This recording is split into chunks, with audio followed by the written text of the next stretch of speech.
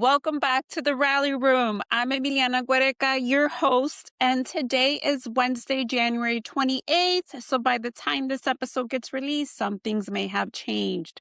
So in today's episode, we're talking about the chaos that is continuing to happen, but we're also touching upon a dystopian future, but also a fictional future with author D.A. Murray with Dominion. So first, let's get started on what is happening on the streets. As we know, it has been weeks of an escalated version of ICE in the streets in Minneapolis, Minnesota. We know that Brene Good, we know that Alex Petrie have lost their lives at the hands of ICE. So I want to take a moment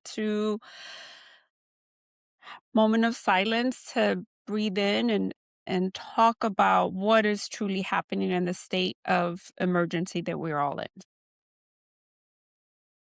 Whew, breathing out. So we are talking about a lawless Department of Homeland Security, lawless ICE. We're talking about no checks and balances on the streets of the United States. But where we find hope here is in the activists, in the people that are going out to document as legal observers, that are going out to make sure that the story that is being told is the truth. Because what we have seen time and time again is that the current government is lying to us about what is happening on the streets. Remember that they talked about who they were wanting to detain were these criminals, and these criminals that had whatever story the government was telling us, when the facts are that 92% of the folks they detain have no criminal background or no criminal record. So we want to make sure to talk through and honor those folks that are going out and risking now their lives, because that's what it is. They're risking their lives to protect communities, to protect immigrant communities. But it's not just that, it is to protect democracy. It is to protect due process. It is to protect free speech. And at this point, it's to protect the Second Amendment, and now even the Fourth Amendment, which is by going into someone's house without a warrant. So we are talking about what are they protecting, and most people have sent emails and said, well, Emmy, do you just want criminals in the street? No, I want due process. I want democracy to be alive and well for my kids to grow up a democracy. That's what I want. I want rule of law to continue. That's what I want. So I'm going to say that thank you to all those activists. You are our heroes. And I'm going to say to keep going, but also be safe as you step back and look at what is happening. I know that it is not easy to be out there. And for those that have witnessed some of these murders at the hands of ICE, I hope that you are taking care of yourself and that you understand that we are with you, that we will support. But I also want people to understand the realities of the situation. So if ICE is able to be this rogue and lawless with citizens that are just documenting, can you imagine the treatment of immigrants once detained? Can you imagine the treatment of immigrants when there are no cameras rolling? So that is something that we've got to continue to talk about, but also how women are holding it down. I mean, they are continuing to advocate. They are continuing to protect communities, all while taking care of their families and their needs, all while we've lost rights in the fall of Roe. So with that, I am going to introduce D.A. Murray, who writes about a dystopian government in her book, The Dominion. Although fiction, we are up to our eyeballs in all of this. Although her book is fiction, it talks about building a matriarchal society and the role of technology and AI that can happen, right? When people's rights are taken away by government. In her book, it is men's rights that are taken away, and it is women who run the world. So with that, I am going to introduce D.A. Murray, whose novel Dominion feels like science fiction, but more like a warning label. Welcome. I'm so excited to be here today. I'm so excited because a tech executive that is also an author, we need you. Tell me how that works. What inspired you to write this novel? Tell me everything you want to tell me. I actually started writing my first novel, Dominion, Ascension, in like 2019.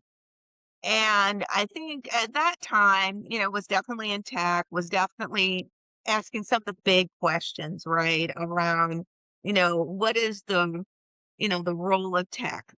Not just in terms of business, but also in terms of humanity.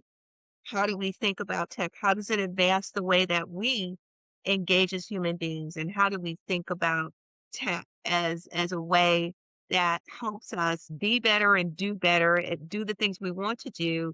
But then how do we really start to think about it in terms of how far do we take it before we really start to roll back a lot to some degree in some case? So those are the kind of questions I was asking myself as I was just going about my daily work. And as I started to build out a draft for Dominion, I wanted a few things to be crystal clear. I wanted society as we know it today to be different.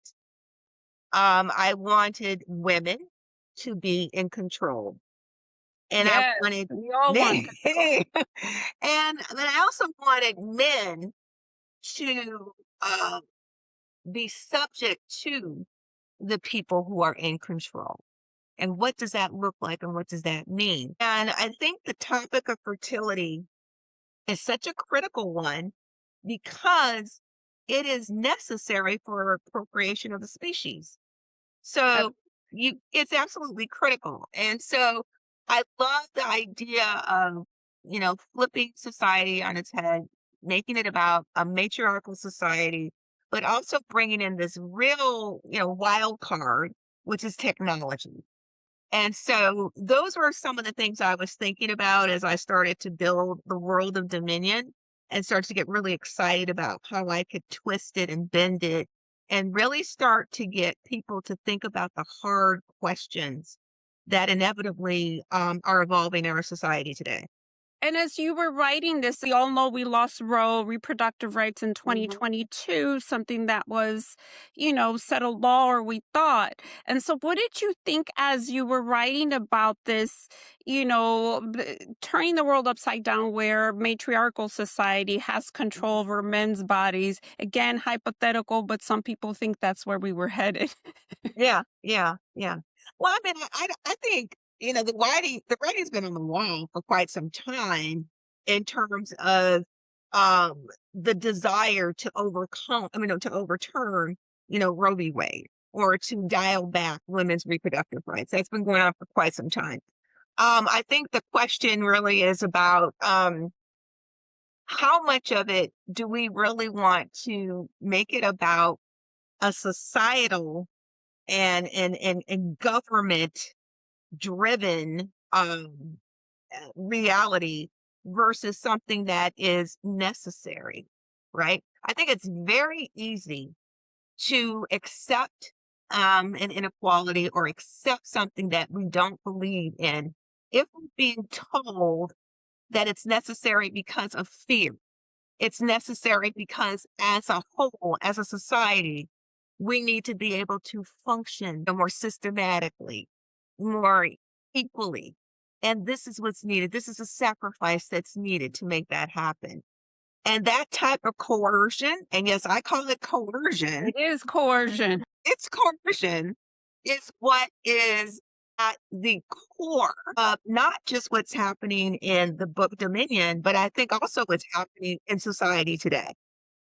Absolutely. So yes, so I think it when we talk about it's happening in today, but I think how it's being sold as motherhood, fertility, and Mhm, responsibility, because I see that in Dominion and how it is sold in mhm. honor and duty. I think we're all seeing the traditional wife thing out there where I'm like, Yeah. what does that mean? What does that look like? So when you created that world, how do you see it where we are now? Well, I think fundamental or underscoring all of that is the issue of choice. There's absolutely nothing wrong with the desire to say, I want to be a mother. I want to have children. I want to bring people into this world and help them grow and become productive human beings. There's nothing wrong with that. But when you start to denigrate people, women who are making choices to do something different, that is where the line is drawn. And so in the world of dominion, it's not women that are saying we don't want to have children. What's happening is that men, by virtue of just how the world has evolved through, physical, and biological warfare, men are the ones who are being forced, coerced into being part of that cycle of reproduction. They don't get the chance to think about it. They don't get the chance to explore other interests or, other desires that they might have and maybe do this later. No, they don't get to do that. Oh, There is a government duty. sounds familiar. Sounds familiar. There's even a group in there, and this gave me like somewhat of a chuckle when I was writing it. But I actually have a resistance group, and it's called MAO, MAO, Men Against Oppression. And I thought, wow, that's a it was just something it's just amazing to think about those kinds of dynamics, in the South. And again, this is fiction, but when we start to think about what men fear the most, and I'm going to say it is what they fear the most is possibly a matriarchal society, but also control over their bodies. And, I think that you touched on all of this. And when you talk about coercion, the normalization of all of this, right? And so, I think you've done a phenomenal job of turning it around in the book. So I want to talk about, did you think you would get pushback on writing this, especially where we are today? Did thought I was going to be labeled some kind of super feminist, like man hater. Like I just thought there was just going to be all kinds of, pitchforks being thrown at me and whatnot. And it's really interesting the response that I have heard from men who read the book has actually been very different than what I anticipated. And I think it's because it's all it's about people talking about you know, what if, the what ifs.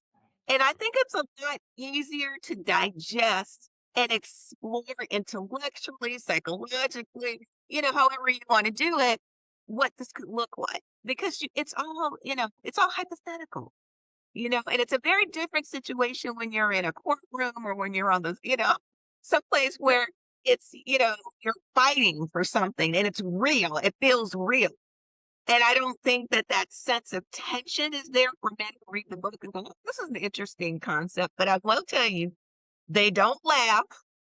Yep. They push it to the side and say, well, you wish. No, none of those things are going on. What's going on is they're asking the real hard questions is, what if my body was controlled by the government? What if I was being Absolutely. told that I could not pursue what I believe to be what I want to do? What's going to give me personal fulfillment? What if I can't pursue my goals, my dreams? What does Absolutely. that look Bodily like? autonomy. Yeah, There are no yeah, laws on the books that absolutely. control women's bodies. Absolutely. Yes. Absolutely. So I want to talk about, do you think men see themselves and recognize themselves in the system that is currently at play in your book, or are they distancing like, I didn't see this happening? Difficult to distance yourself too far when you can see things unfolding today. And let's talk about the realities here. Reproductive choice is on the table. It is being struggled with today, for women. But the reality is that, I think it would be difficult for a man to kind of sit back and act as if this isn't real. And even if it's even in the case of Dominion where it's flipped around and it's the men who are really carrying the burden, you got to think about, there's other issues at play here as well, such as men's role, their level of power. It's not just about reproduction, is one thing, but who has the control and who has the power and who doesn't. And I think that that dynamic is incredibly powerful when men are thinking about how that could potentially change. And think about what is really moving the dial forward in our country today. The fear that certain rights or certain things that men of various backgrounds may have felt that they were entitled to, they don't have that anymore. Or it's being questioned, or it's being denigrated, or it's being changed in a way that they don't feel comfortable with. So in many ways, they're feeling like their power is being taken away, right? Absolutely. And that's the pushback. Exactly. Absolutely. Because again, the thought of who benefits when reproduction becomes policy instead of choice. Who benefits? Absolutely. Absolutely. And the thing is, this is the thing that I think about. It's really, it's easy to kind of somewhat say, "Oh, well, that's future, maybe that could happen," but, oh my god, it's so extreme. But that is what is so insidious about it. It happens in bits and pieces over time. You know what I mean? And it builds up to this big crescendo of, "Oh my god, look what just happened." Oh, no, it's been happening for a while, you know? Abs- It's just taken to this long for the final reveal, right? So Right. that's the thing too. It's the insidious nature of how the creep of it, right? And you can still kind of put it aside and say, "Oh, well, it's happening in this pocket and that pocket," but it's really not. That could never happen. I mean, think about the number of people who thought Roe versus Wade, that's an inalienable right. That'll never be turned over. Are you kidding? Look Right. how I never thought my kids would have less rights than I did. Never. look how long that movement has been in place for decades.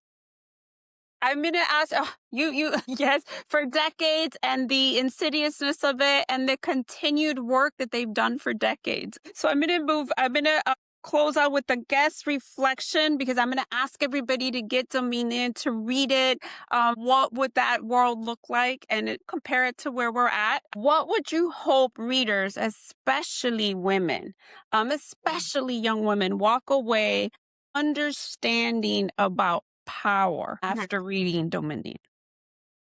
And shape legacy. And I think that's incredibly important. Let me explain what I'm saying. It's really important that when we think about where we are today, the power that we have today, we can't just be thinking about how it impacts us today. We have to be thinking about future generations.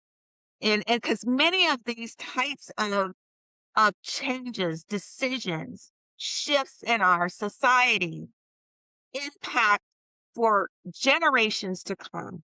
And so I think that as women, we have to be particularly vigilant Uh, about fighting and knowing that the fight doesn't end just because maybe you run one particular thing. The fight is always going on. The journey is always going on. And I'll tell you one thing about the concept of technology, which is so critical. It can be something that, again, happens slowly over time. We start to accept it because we feel we need it, and then we don't start to check what's going on. Think about how many times you bought something online and then realized 6 weeks later it was a subscription package and they just start sending you stuff for 6 weeks. You're like, wait a minute, how am I ordered this thing one time? But guess what was happening? You didn't read the fine print. You didn't see how things were being crafted along the way.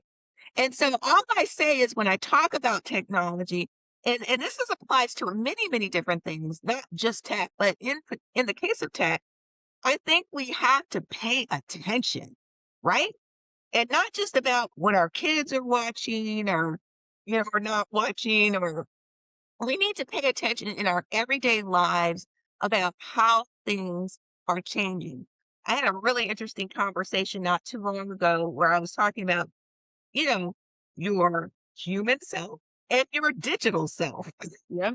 Two really different things. And can you imagine getting to the point where you can send your digital self to work, you can send your human self somewhere else at the same time and still be, connecting all the dots and doing all the things that you want to do. Well, Absolutely. that's what's happening. Our personas are splitting and they're becoming more directed, which I think is an interesting dynamic, but we can't lose control of who is in the driver's seat. We cannot put Absolutely. technology in the driver's seat, And I right? think We can't do that. creating technology has so much to do with it too. Who's creating the AI? Who's creating the technology? Who's funding all of this? And it's usually white men. Therefore, a lot of this stuff gets whitewashed. And a lot of this stuff that goes out, subscription, this, we need filters to look awesome in their digital self, right? In our real self, I got freckles everywhere. So I yes, we've got to pay attention to all of it. We've got a lot of work to do. So I want to thank you for joining me. Anything I didn't ask you in closing? I think, just want everyone to know that Dominion Ascension, this is the first of a trilogy. So there's so much more coming. And I think for folks who really want the excitement or the tension of a slow burn that really makes you think and at the same time drives the kinds of conversations that you need to have, and they're not always the comfortable conversations. So Absolutely. I just say I'm really excited about how this body of work has been moving and growing. And I want to, just spark more conversation and engagement around this topic. So thank you for the time. Absolutely. Thank you. Thank you for joining us. Coming up, the rally point.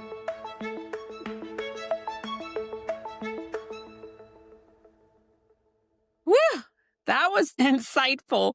I think when we talk about the dystopian universe and just in listening to D.A. Murray, we hear how society can quickly turn depending on who holds the power.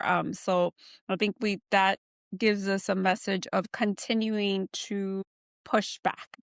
So it brings us to the rally point, what this all means now. So the rally point, this is the time when we stop pretending that all of this is theoretical, that the government doesn't have power over us. It's real. We see it happening. Currently, they do. We're watching the United States government assert and continue to reassert power over women, over immigrants, or anyone that believes it can control. But more than that, what is scarier is how many people are signing up for this, right? How do we get so many trained officers out there in the streets that are okay with being rogue and committing some of these offenses? I'm going to say lawless offenses on people because they think they have immunity. So what we're seeing with ICE is unconscionable. What's being done with immigrants, women's bodies, and communities in general is devastating. We've all seen the news, we've all seen the pictures. And I think it's deliberate. I think it's deliberate to create the chaos so that we become exhausted and stop fighting. So I think it's deliberate. And so I think this is where we can start to control the narrative and pushing back by not giving into the violence, pushing back by understanding what our rights are as a First Amendment right, as a Second Amendment right, as a Fourth Amendment right, even Fifth Amendment right, and not having to speak to any of these officers.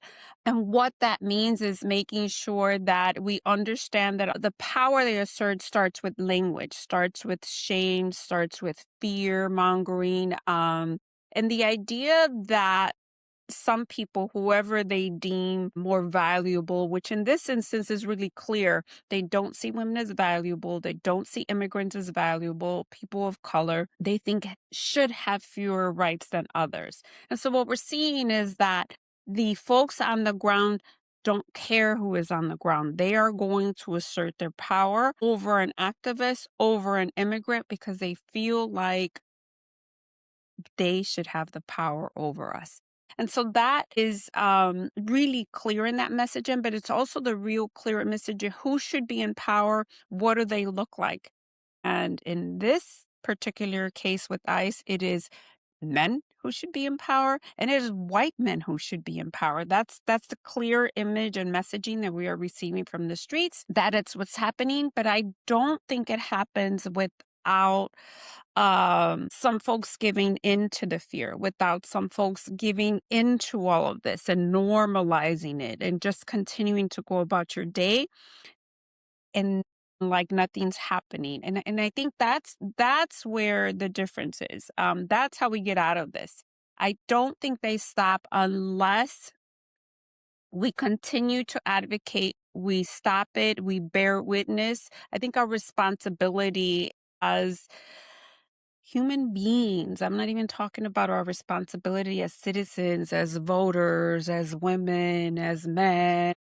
Our responsibility as human beings is to bear witness to the injustice that is happening in real time. Our responsibility is to apply pressure in whatever form, whatever shape or form we can, whether it's to make sure we understand what our rights are, to make sure that our elected officials understand where we stand and what we expect them to do, right? So I think that that is working. I think the pressure is working. I think the idea of activists that are do-gooders, that's what they are, that are do-gooders out there legally observing. It is their right to legally observe.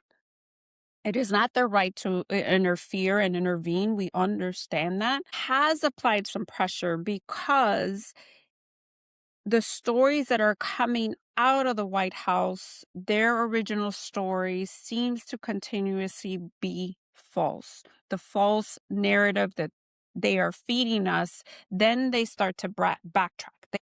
They start to see that there are 10 videos, 20 videos, and what that they are telling us, what they are manipulating in the truth doesn't work anymore, because there are enough volunteers, enough activists out there that are documenting it. So that gives me hope. Just yesterday, the admission was made by Stephen Miller, who was one of the key people behind all of this. He backtracked. He said he retreated for the first time, that maybe they did apply force and the protocols were followed. This is the first time we have seen the ICE machine, I'm calling it the ICE machine, backtrack. And the only reason that happens is, one, with pressure, but two, with documentation. If there are enough of us willing to document and willing to continue to tell the stories, they have no other option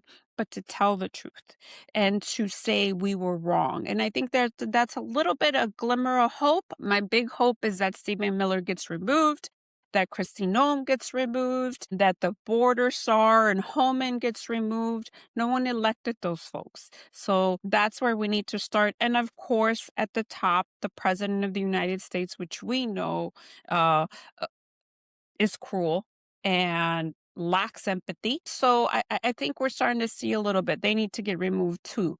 Um, so we're not going to stop. We're going to continue safely to document, to bear witness, to report, to advocate safely, so that folks understand what is happening on the ground. Because if they are willing to do a lot of the things that they are doing while being recorded, imagine what the detainees are experiencing. I also want to mention that with the death of Renee Good, with the death of Alex Prenti, we have yet to hear who they were there to apprehend. Did they have a warrant? Who were they there to apprehend that they needed that much force? Who were they there to apprehend if they had a judge-signed warrant? Or are they just roving and roaming the streets to create fear and chaos? So I think those questions are something that have to be answered, and my hope is that they will. I know that they fired Bovino or walked off. The story isn't clear as we know. We're not getting the truth, but Volvino was removed from Minnesota. So here we are. So glimmer of hope. They're backtracking some of their stories, and all because of pressure. All because folks are out there with their whistles. They're out there documenting. And I'm going to advocate for everyone staying safe, but continue to bear witness. Because when accountability comes down, it's going to come down to records. And the only thing that is stopping this currently are the courts. So when the trials begin, and I'm going to call them the American Nuremberg trials, we will be ready because we will make sure that we document, that we bear witness to what is happening so that folks are lying to us. All right, this brings me to audience questions. We have a few questions. So how do we push back on control when it is disguised as care? I think making informed decisions is how to push back. Is someone trying to control my reproductive rights? Why? Who benefits? I think the question is always about who benefits with this policy, right? Who does it benefit? And if it does not benefit you, there you go. Okay, so I think that's what it is. I think the next question is, how do women protect their autonomy when the law no longer does? Again, it's about choice. For example, I make sure I do not keep my phone on with tracking devices when I have my period, when I don't. I think the technology is going to continue to be used against us in tracking technology. I know some folks have said that while they were out documenting an event, ICE agents showed up at their home. So I am going to advocate for folks to delete apps that track them, to make sure that folks aren't tracking their bodily autonomy. Do you exercise? When do you get your period? Why do you need that information on your phone? I don't think the government currently can be trusted with our devices. Therefore, for example, for myself, my phone requires a passcode. I've changed phones a few times. My phone requires a passcode and not just your face. Why? Because that is what will be used to get into your phone. So I'm going to say that protect digital file along with your personal file. I think that we have grown up with devices in our hands and being out public with everything. And in the current state we are in, it's all about protection, protecting your privacy, protecting your digital file, protecting yourself. So I'll say that. So in closing, I'm going to say that we all have the power to do good. We all have the power to not obey without questions being asked. And I'm going to say that history and women know better than to obey without asking questions. So we're going to continue to do that. So to everyone listening, this is not about being alarmist. This is about being awake. And this is about policies that are affecting all of us, that will continue to affect all of us for decades, whether it's reproductive rights or immigrant rights and all of that, even technology. As we know, we are currently in the middle of lawsuits with Facebook on whether technology is being used wrongfully. So all of this is to say that we must continue to stay vigilant. We must continue to look at our policy, how it affects our futures, and understanding that none of that is up for negotiation. We still live in a democracy, but a democracy requires maintenance. So that's all of us staying engaged. So this has been the Rally Room. Stay loud, stay organized. I'm Emiliana Guereca, your host. We will see you next week. In the meantime, share, follow us on socials, and hit subscribe. Thank you.